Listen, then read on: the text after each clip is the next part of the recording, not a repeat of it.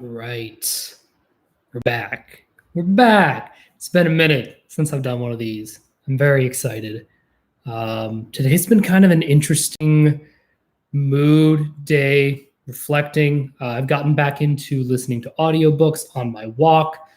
It's been great. Lots of feelings, lots of doing the things. And I'm reading a book, listening to a book right now called Range. And it's by the guy who wrote The Sports Gene, David Epstein. Great book. The audiobook version is fine. I generally don't listen to books on faster speed. This one I'm doing at 1.3. I don't usually do it, but this one it's a little bit to get through. So I'm just speeding it up a little bit.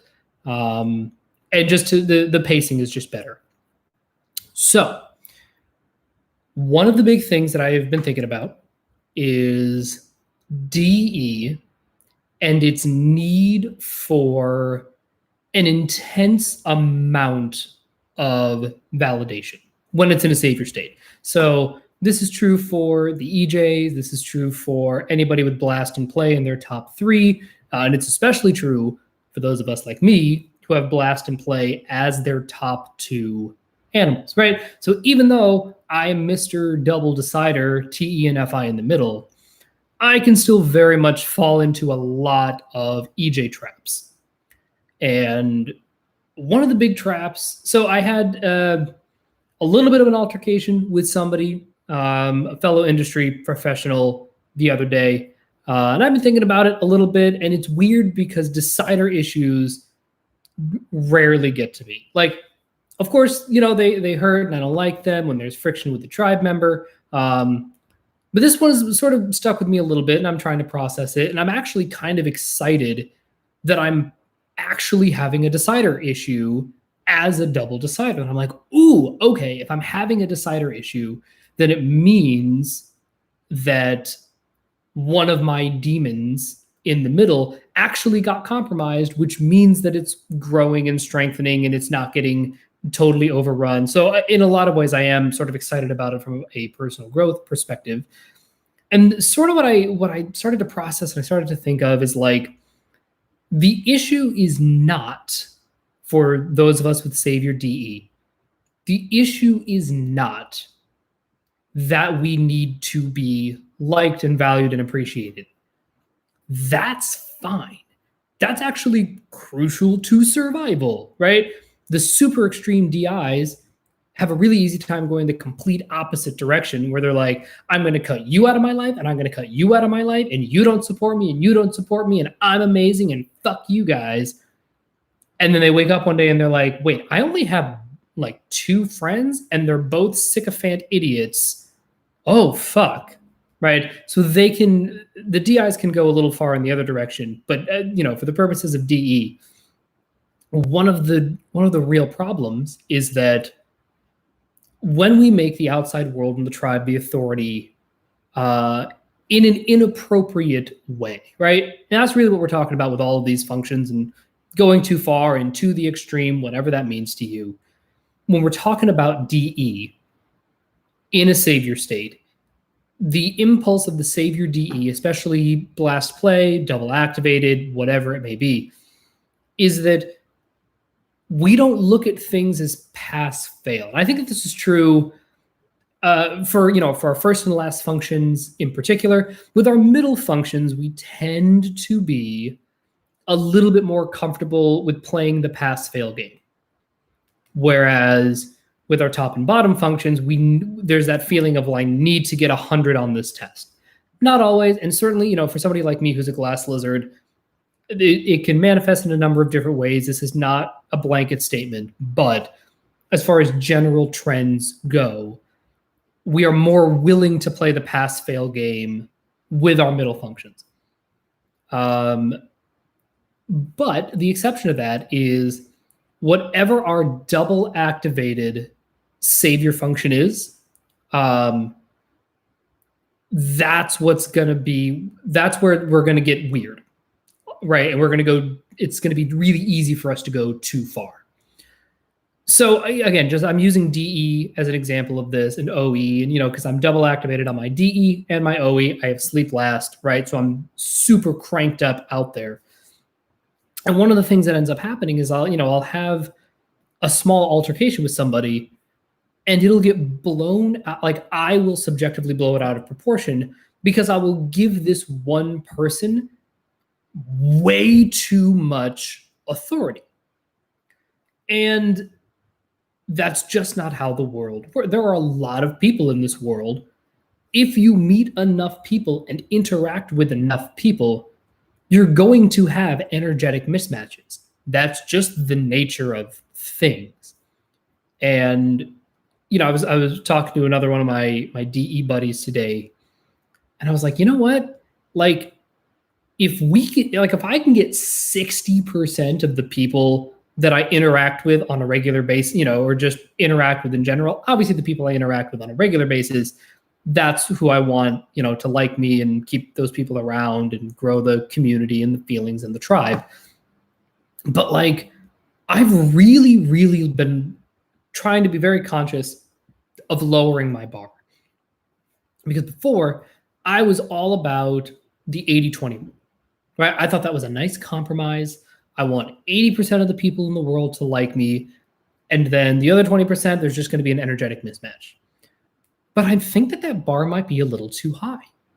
I think it might be a little too high for me. For me. Because I am blast play as my top two animals, the 80-20 rule, it becomes too easy for me to then go, I can get it. You know what? I can get an 85. Getting an 85 is not that hard. Well, now I'm not abiding by the 80-20 rule. The whole point of the 80-20 rule for somebody like me is I have to use the full 20, because otherwise I'm just going to be like, you know what? I did 85. I wonder if I can get to an 87. I wonder if I can get to an 89, right? And then it starts to become this like defeating the purpose of the 80-20 rule, right? And so where I'm at with it right now is I'm like, okay, let's say, and I'm not talking about like coffee shop transactions, like things that are transactional. Those are under like a different paradigm, whatever. But like I think about a class that I'm taking, right? If I like really vibe with and get along with and work well with 60% of the people, that's amazing. The other 40%, like I can't be dicks to them, but yeah, I don't need to love 100% of the people that I work with all the time, right? Now, if it's something that we're doing repeatedly together, if we're going into business together, yes, now we want that number to be much higher. But when it's a class that we're taking, something that we're just doing together, the bar does not need to be that high. If, most of the people, right, 2/3, majority, whatever you want to call it, 60-40, that's actually not bad. That's actually not bad. And again, let me be very clear. It doesn't mean that you can be nasty and mean to the other 40% just because you don't like them. You have to be like courteous and civil, and again, like don't actively be a dick to them. But when it comes to the DE, like I am trying to be very conscious of not needing everyone's buy-in and approval. I do not need to make everybody feel perfectly welcome 100% of the time, right? And the reason for that is that it is simply unsustainable. It's simply unsustainable. And I realize that is a bit of a controversial stance, especially in the year 2020, when there is so much of a conversation about diversity and inclusion. And certainly as somebody who is often on the receiving end of systemic discrimination, like how in the world could I possibly be saying that we shouldn't go to the greatest lengths possible to make people feel included? And the reason that I say that, and that I really do believe that, is what will end up happening is if you go too far, you will end up in this, like if you take a stance of, we are going to do literally everything in our power to overhaul this shit overnight. What's going to happen is you're not going to be able to sustain that. I heard a beautiful quote, and I sent this to Dave. I'm going to read you the pull quote because I think that there's a fuller post, and I'll read that as well. But the pull quote is this. It's from a Facebook page I saw called The Crypto Naturalist, and it says, "Humanity is a great stone. Rest your fingertips against it and press towards justice." And the fuller quote, it goes on and it says, it is noble. So this is the full quote. "It is noble to lend some of your finite energy to the global and national struggles of our moment. It is also true that you don't own these problems alone. Humanity is a great stone. Rest your fingertips against it and press towards justice. Do not dash your body against the rock. Dark times are dark because we feel for the life we love. They are a shadow on a bright meadow. It is wise to be aware of the shadow. It misses the point entirely if you forget to take joy in the meadow itself." Like, yo, there is a lot to unpack there, but I want to focus on that chunk in the middle. Humanity, and you can substitute humanity for any of the human needs, right? We can think of it as humanity as a whole, our journey of personal growth, the hero's journey, self-improvement, whatever our saviors are, our demons are, whatever, right? You can frame this in any light you want. But I want to read this middle section again. Humanity is a great stone. Rest your fingertips against it and press towards justice. And I think that is, and again, for Justice Week, that can be balance, that can be wholeness, fulfillment, right? Don't get caught up in the vocabulary. The concept here is what matters. And I think it is an extraordinarily beautiful concept, especially for, especially for the sleep low people, just because you can see, when we dash our body upon a rock, it's really, really obvious. If somebody is sleep, consume, blast, and play last, you're not going to see it as much, right? You're not going to see their going all in on the self, right? Whereas when you're sleep last and it's doubling up on the play, it's all very extroverted, it's very, very visible, and your crash and burn is just on display. And so that's why I like this metaphor, and that's why I want to talk about this concept within the context of DE and OE and this never enoughness, right? And you see it, again, there are gradients of this, right? The masculine functions are going to be a little bit more intense about it. But again, whether it's masculine DE, feminine DE, masculine OE, feminine OE, we're going to be in this same realm of feeling the impulse of, we need to dash our body upon the rock without realizing, you're not going to move a mountain. There's no amount of effort that you can put in. The difference between putting some pressure and a fuck ton of pressure in the context of moving the mountain of humanity, we're talking about okay, is this 0.01, am I doing 0.01% or 0.02%? Right? And you're that difference is so infinitesimally small. And actually, it's even less than, 0.00001 versus 0.00002. Right? That is a small difference in the scheme of things.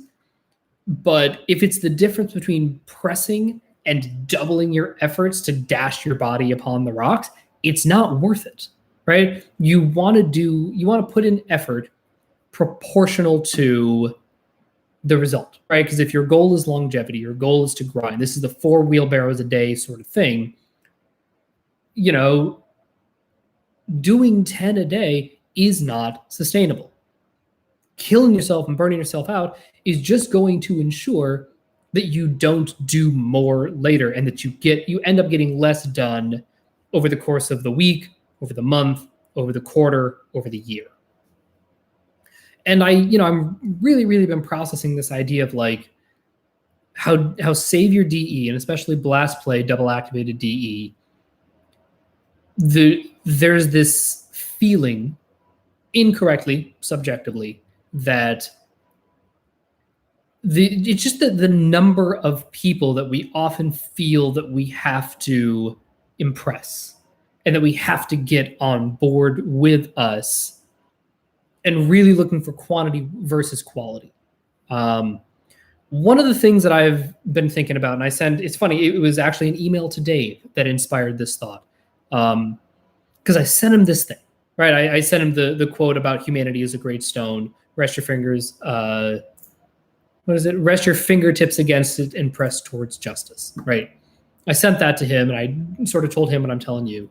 And in the first draft of my email, it was, I don't want to say that it was littered with exclamation points, but there were like 3 or 4 in there, and it was a pretty short email. And it reminded me of that tweet that was, nope, that's not it, right? That every email I ever send, hello, exclamation point. I am extremely excited to be corresponding with you, exclamation point. You can tell by the number of exclamation points I use, exclamation point. Here is one sentence with a period so that I don't come across as manic. Thanks, exclamation point, right? I'm thinking about that, and this is like my DE, specifically my TE. But again, I think this is true for kind of anybody with DE. This impulse of, oh my God, I have to overly convince people to get on board with me, right? And again, there are a number of tactics that humans employ to do that. When it comes to email, again, I think a lot of the people in our cohort were taught, no, email is inherently sterile. So you have to really punch it up if you want to get people's attention. And that's debatably true. Like, there absolutely is a finesse and an art and a skill and a craft to writing emails, 100%.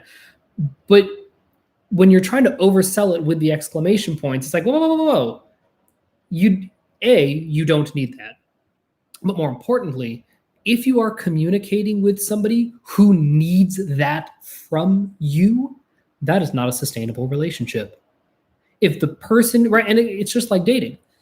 If what you naturally want to give, we talk a lot in when we're talking about typing people, we talk about like baseline coffee shop talk, like what are you sort of balanced about, and just, sort of what's your baseline?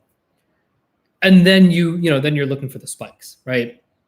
Well, if somebody needs from you something that is different from your baseline, then you got to ask yourself, okay, well, how long can I invest in this person?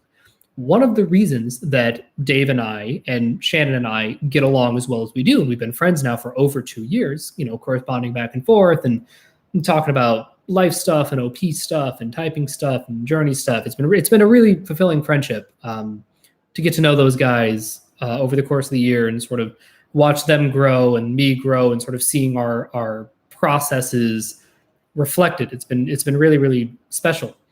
And one of the reasons is that David, if I can call him David, is that Dave and I have the exact same functions in the exact same order with the same modalities, and we're both Savior Blood, right? So our communication style naturally fits, right? So that's been very cool, sort of an easy, neither of us have to code switch. But more importantly, there isn't this feeling of like my coffee shop talk matches his. And same with the, other friends of mine. I have a voice teacher friend who I just adore. She's truly one of my best friends. And we've been friends now for 15 years. There are 2 reasons why we have stayed friends. The first reason is that when we sort of became friends when she was traveling, and when she was abroad in Europe, that was when I had just gotten home from my auditions at like 10:30 or 11. Again, this was right when I was in the thick of auditioning in New York. And she was just getting done with her school day in Europe. So it was like 4 o'clock her time, was 11 o'clock my time. And we were both just on, and we sort of got to talking. But the reason that we have sustained our friendship is that there isn't this feeling of, oh, I need to change my baseline in order to communicate with her. And I was thinking about that in this context of this email meme and talking to Dave and writing emails and this DE needing all this validation. And I was like, oh, fuck. Because I do write like that, all right? I do tend to get overly enthusiastic when I write emails. And what I'm realizing is that it sends the wrong signal about what I can sustain. And the biggest reason that I burned out, or one of the big reasons, is that if I'm constantly trying to like turn it up, I can't continue to, right? I'm giving a false impression of what my baseline really is.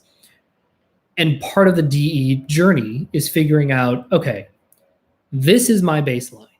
I am honoring my baseline. If somebody doesn't like my baseline, then that is a person who I need to, they fall into one of two categories. Either person who I interact with briefly and then don't interact with them again, or I see them at, I see them at Thanksgiving and Christmas. I sit on the other side of the table from them during the post-dinner mingling part. We just don't mingle, right?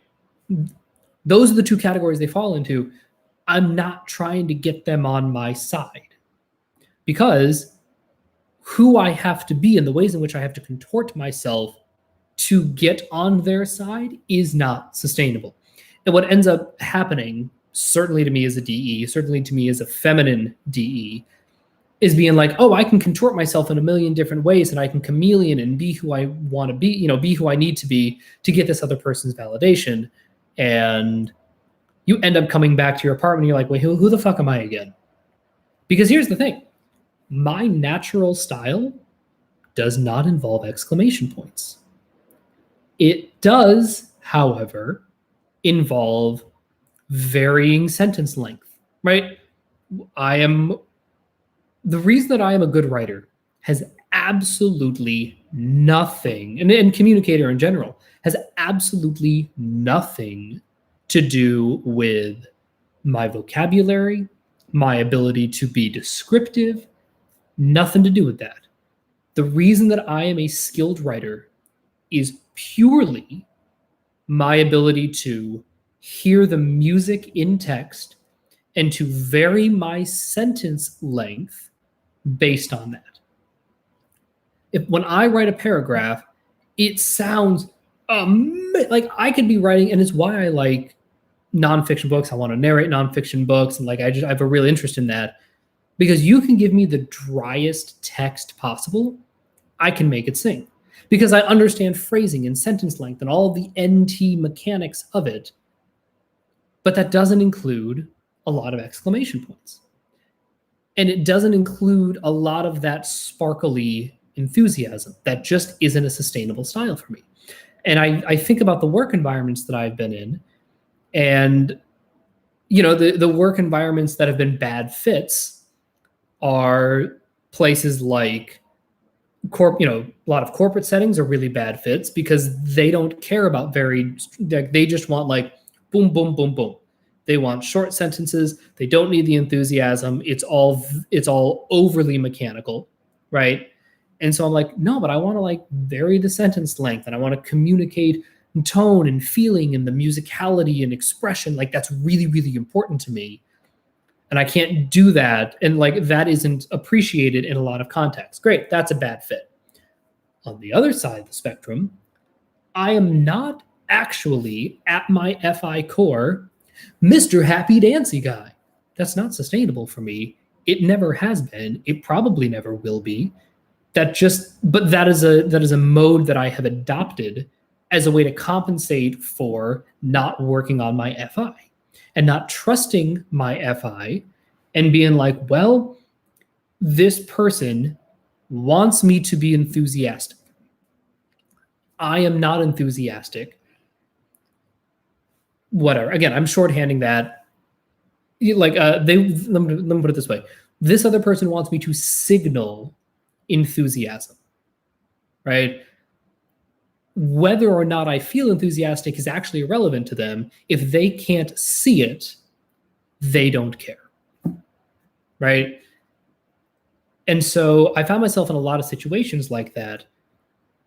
And what ended up happening is it was like, well, I can either get this person's approval or vie for this person's approval or make myself think that that this person's approval matters or not, right? Or I can do my own thing and be me. And if they don't like me, well, then fuck them, right? Well, I didn't have enough of an FI to stand on for a very, very, very long time. And so I was like, well, this person wants me to be like, hey, what's up, guys? How's it going? And here's the thing. I don't not have that mode, but those are for when I am performing, right? When I'm doing my YouTube shows, right? Or if I'm doing my vlog or my Magic the Gathering, whatever, like, yeah, we're performing now. You got to have that enthusiasm. What's up, guys? Welcome to another episode of blah, blah, blah. I'm doing the blah, blah, blah. That's the technique, right? That is part of the hosting duties, right? But in lots of other endeavors, in lots of other contexts, that isn't me. That isn't authentic. And, sort of one of the big things that I'm realizing is, you know what? I need to start to trust that enough people want to be around my baseline. And that's a really hard thing for DEs in particular to lean upon. And that it's, Shannon talks about this a lot, and I really, really appreciate it when she's like, I finally came to understand that, like, I'm kind of a punchy, swearing bitch. Like, she was talking about, like, when she first got into the doing the RC videos with Dave, she got reamed in the comments being like, who is this bar wench? Like, what's, like, why do you have this, like, the giggle machine in the background? And she's like, oh, well, fuck that. Like, I don't ever want to do this again. And I think a lot of where that's coming from, and I recognize this in myself, is this feeling of, well, not everybody likes me, and there's no such thing as pass fail. I therefore need to get as high a grade as possibly exists. But that's not a feasible thing. That isn't how any of life actually works. And I've honestly, the other thing that I've been thinking of, right, going into my wackadoo observer land, is I'm like, are we ruining society with tests? Which is a big fucking question to ask as somebody who literally makes his living doing test prep and preparing students for tests. And the way, like, sort of my mental workaround is, like, I use test prep as a vehicle to do something more important. And I recognize the temporary external, like, I don't care about the test, but other people do. And so I'm helping this kid and this family or this whatever through this process. And in the meantime, boosting other parts of their psyche, contributing to them value-wise, whatever, right? So, but I think about, like, this, again, the concept of tests and this external validation and the metric, and I think that does fit into OE as well. You see it as, again, oh my God, masculine SE is just fucking notorious for this, where it's like, I need the best steak. I need as much of the best steak as possible. Anything less than all of the steak is I'm a loser. And you're like, what? No, that's not, stop. You don't need that. And again, really, like, putting those two together, you can see with the two extroverted functions where this never enough becomes really, really damaging, right? because it's not narrowing down. It's going outward. It's spreading. It's looking at the spectrum. It's putting the authority on the spectrum rather than on the narrow and the personal, and it can be really overwhelming. And it can lead to this feeling of, well, if I don't get everybody's approval, then nobody's approval matters, right? Again, it's that DE Pharisees, everybody has to be on board, not most people have to be on board. And that's a really scary thing. And especially, again, depending on, the environment in which you grew up or who you were around and what you were, your environment, it's really, really easy for somebody like me who grew up in a very structured, academic, kind of intense environment to be like, okay, no, I get it. Like 100% is not good, but 93%, that's what we're going for. And I'm like, wait, hang on a second. 93% is also like, that's really fucking high. Ooh, here we go. Yeah, we got a good comment. My TENI, haha, ENTJ blaster, feel it. Blast Leap roommate talks about this is his problem with all or nothing thinking. Yeah, his DE is so strong that he overfocuses on the totality of the tribe because he can't see the selves within it. Oh my God, yes, yes. And being able to have that gradient of going like, okay, within this context, you have a lot of institutional power. But that context is small relative to what my FI actually cares about. So I'm perfectly comfortable parting ways with you, clean break, let's go our separate ways, no harm, no foul. You don't this is not a tribe that I want to be a part of. I don't want you to be part of my tribe. We just need to run in different circles, even if we do similar work or in similar industries. The message I would say for the DEs is one person. If somebody dislikes you, it's so easy to overestimate how much influence that one person actually has. And in very, very rare circumstances, is that actually true? Right? Sometimes it's true, but not often. In order for that to be true, okay, so this is going to get more political than I want, but I think it's a relevant example. Thinking about the Me Too movement and everybody coming out about Harvey Weinstein. Here's the thing: Harvey Weinstein is really, or was really, fucking powerful. This is not, random male director producer, right? This is fucking Harvey Weinstein, of the Weinstein Company and of Miramax. He fucking made Pulp Fiction, and he funded Clerks and all the Kevin Smith. You know what? Let's pull up again. Let's see what Harvey produced. Okay, so Harvey Weinstein. This is just this is just a short excerpt of his, production credits, right? So we got so we got Good Will Hunting, Scream 2. I'm just going back to the late 90s. We've got She's All That, Cider House Rules, obviously Clerks, all the Scary Movies, Kate and Leopold, right, executive producer of Lord of the Rings, Gangs of New York. I mean, just on and on and on and on, Shakespeare in Love. Project Runway, executive producer. This man has actual power. That's a lot. That is a lot.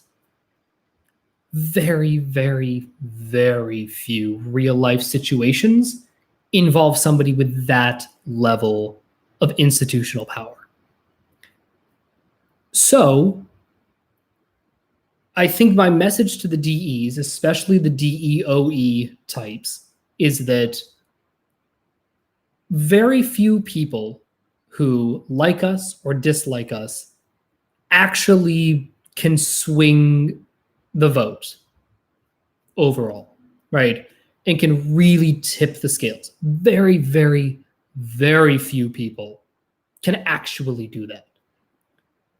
And I think it's important to recognize that like 60-40 is not a bad ratio, right? And the reason I say 60-40, and the reason I want to set the bar that low for you EJs out there, you save your blast play blast wackadoo types like me, is that if you set the bar higher than that, you're too close to, like, now you can see perfection. And now it's like, I can see perfection, or what I think is perfection. Let me try to strive for it, right? But when you're just aiming for like a 60 or a 65, right? It's like, I just need a D- to pass this class. This class is pass fail. Then it's like, oh, if it's just pass fail, right? Then it becomes it's fucking terrifying, because you no longer have that external metric to strive for. But that's going to force your FI to be like, okay, well, if I only need to like get 60% of the people who I'm in the room with regularly on board with me, well, now I can actually be like, okay, who do I really want in my corner? Who do I really want to be around all the fucking time, right? Again, doesn't mean you get to be dicks to people. It doesn't mean you won't interact with other people, right? But in a professional setting, like, look, there were people in my old social group, one person in particular when I was in New York, person in my social group who I just didn't like. We did not get along. We were just oil and water, just a bad match. Very different communication styles, very different life goals, very different worldviews, very different. And we were different enough that we couldn't really learn from each other, because we were just trying to accomplish such wildly divergent things. But it was fine, right? I can deal with one person out of a 4-person group, 5-person group, who I don't get along with perfectly. It's all good. That's fine. We can work with this. The problem was when I started to have squabbles with like 2 out of the 5 people, 3 out of the 5 people, right? Now it's like, wait, hang on a second. Now this is too much. Like, I need a little bit more validation than like 40%, but it didn't need to be 100%, right? 60% was good enough. Super, super fine with that. And to take this analogy further, I count as 20%. And that's maybe what I want to end on. Like, that's the really mind-blowing thing, is there were 5 people in our friend group. And I kept trying to get 100% validation without realizing that, like, I have to bring 20% of that to the table myself, right? And so taking it back to the 60%, if there's 5 of us, and there are 2 people in the group who I'm not thrilled with, that's fine. Because there's the one person I like a lot, the other person I like a lot, and me who I like a lot. So we're good. That gets us to the 60%. But if I'm not bringing that 20% to the table myself, that puts so much pressure on other people and me to find other people to like do the heavy lifting for me. And that's not fair to anybody. So what I will say is, this is mostly focused on DE, but I think that OE, you can see these kinds of problems really, really clearly. Again, especially if it's like masculine SE, right, as a double activated, or SE in general. The thing that I would say is think about what you bring to the table, and trusting that if you bring 40% to the table of your DI, then you don't need that much DE to get to 100. Because you're like, no. I'm bringing 40%, right?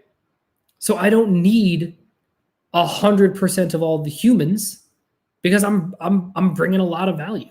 And honestly, finding people who value you enough to be 40%, that's huge. If you're like, oh my God, me just showing up is doing a lot of heavy lifting, fuck yeah. My baseline is that valued. Let's fucking go. Right? That's really, really powerful. And that's what we want to be looking for. And, I'll end on this. One of the things that I sort of have realized about myself as a performer, a comedian, is that I like to be the center of attention. And I always took that for granted because I just assumed that everybody wants to be the center of attention. And what I realize is that it's not an ego thing. It's not that I need to be overly appreciated. It's that when I am at my baseline, I actually can balance out 4 or 5 other people. If it's 4 against 1 and I'm the one, that's a fair fight. That's a fair fight. When it gets to be like 6 against 1, 7 against 1, that gets a little unwieldy, but 4 against 1 sounds like a fair fight to me, right? And recognizing that and finding opportunities where it's like, oh shit, yeah, me being myself is doing a lot of heavy lifting. Now I don't need to get everybody on my team. And I don't like, it's a different kind of collaboration where it's, this is a very concrete example. And I'm working on a sketch right now in my, improv to sketch class where it's, I am the center of the scene and there are 4 other people basically playing off of me and my job, or it's really, I'm playing off of 4 other people, right? It's the premise is it's like there's this satanic cult and I'm an outsider, right? And I keep screwing up their ritual. Fine. Very simple premise, whatever. But I'm like, oh great, I just gotta find ways to fuck with these people and it'll be hysterical. And then right, there's a whole math to it and it's a whatever. But like that's that feels balanced to me. And I'm not trying to be like, oh my God, I need everybody focusing their attention on me because I just don't need that because I bring enough of my presence is inherently powerful enough that it contributes a meaningful balance. I'm doing my job within the scene. I just happen to have a lot to do in the scene, but it's fair and it is indeed balanced and I am contributing.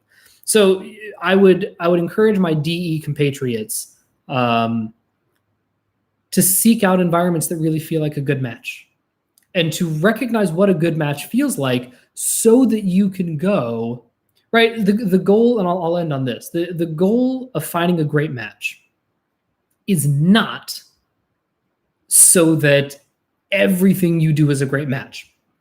That's not how this works. Not everything is going to be a great fit. But where the DEs get fucked up, and what we really need to work on oftentimes is recognizing, oh, this isn't a good match, and that's okay. It is not my responsibility to make everything the perfect match. It's just not my job. It's just not my job to make everything a perfect match. And it's really not my job to go, this isn't working. Oh, well, then I'm just not doing enough to make it work. Fucking hell, right? No, it might just be a bad match, and that is fine. Things are not always great matches. It's really important to be able to go, okay, you know what? This isn't a great match. I'm going to do this for as long as needs doing. And then when I leave and move on to something else, I'm not going to beat myself up about it because it's not a good match.